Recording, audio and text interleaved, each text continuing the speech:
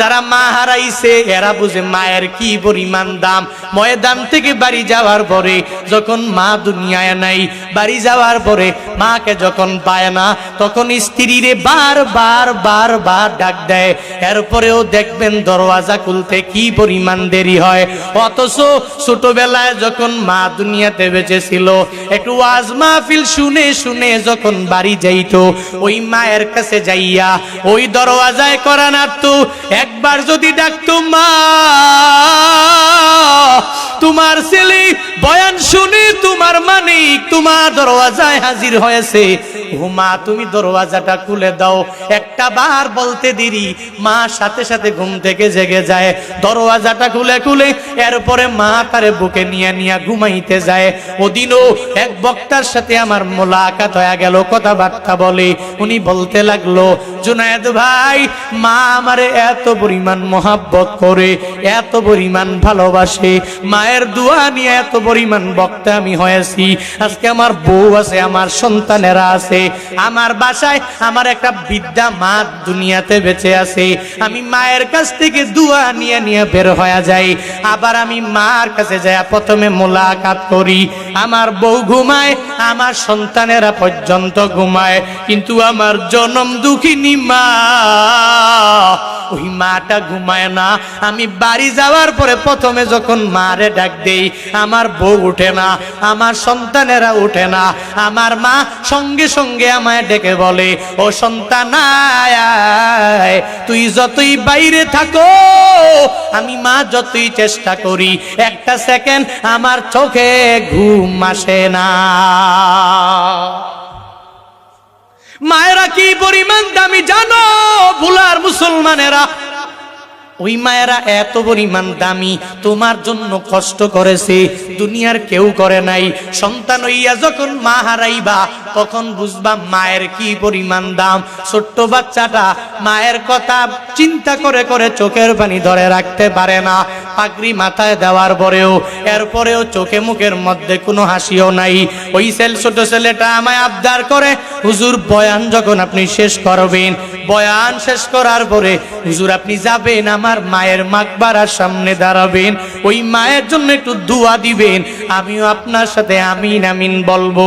12 বছর হয় নাই, ছোট্ট বাচ্চা মায়ের ব্যাপারে দোয়া করার জন্য, ওই মাকবারায় যাওয়ার জন্য আমাকে উপদেশ দেয়, আমাকে আমার কাছ থেকে অনুমতি নেয়, আমাকে আদেশ করার মতো বলে, হুজুর গো বয়ানের শেষে একটু মাকবারায় যাবেন, আর গিয়া মায়ের জন্য একটু দোয়া করে দিবেন।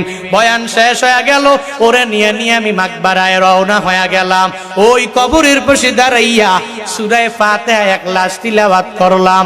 আমি বললাম, দুনিয়াতে কত মাকবারার সামনে দাঁড়াইয়া আমি মুনাজাত দিয়েছি, আজকে মুনাজাত আমি দিব না, এখানে মুনাজাত দিবে এই যে মা দুনিয়া থেকে বিদায় নিয়ে চলে গেল।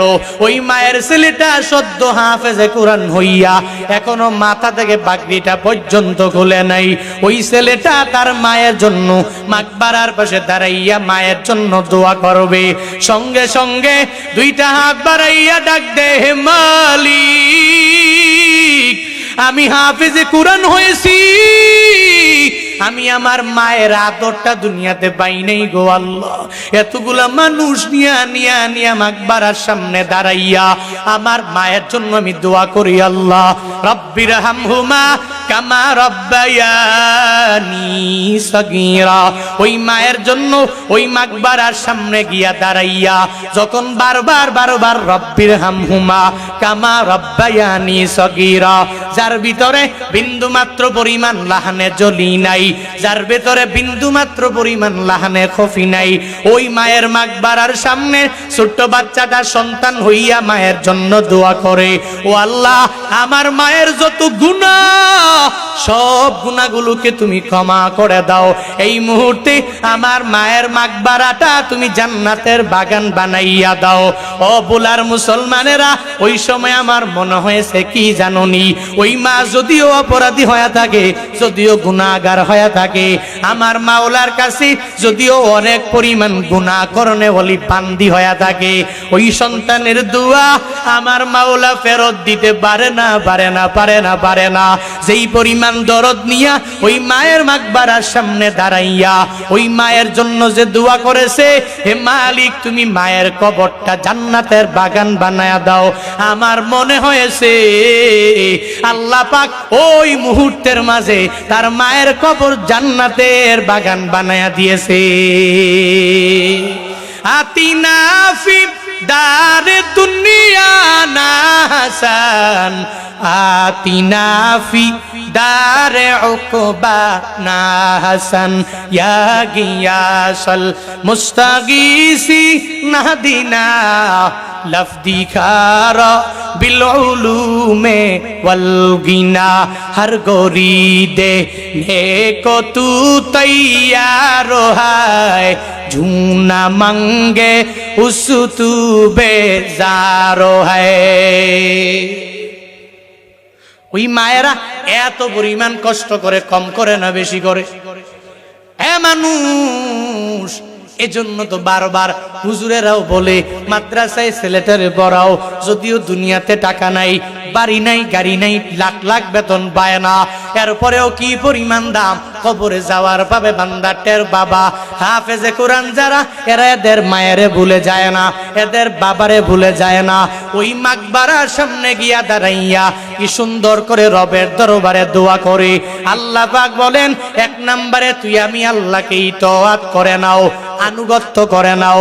আল্লাহকে দেখা যায় না, ছোঁয়া যায় না, ধরতেও পারি নাই, তো যে আল্লাহকে দেখি নাই, আল্লাহর কোরআনটাকে ফলো করা লাগবে, আনুগত্য করা লাগবে, ইত্তিবা করা লাগবে। কোরআনে নামাজের বয়ান আছে না নাই? আছে না নাই? তো যদি থাকে তাহলে কোরআন যদি কেউ মানে, নামাজ পড়া লাগবে কি লাগবে না? লাগবে নি? কোরআন যদি কেউ মানে, যাকাত দেওয়া লাগবে কি লাগবে না? কোরআন যদি কেউ মানে, আতিম্মুল হাজ্জা ওয়াল উমরাতা লিল্লাহ, হজ এবং উমরা করা লাগবে কি লাগবে না? অটোমেটিক লাগবে। কেন?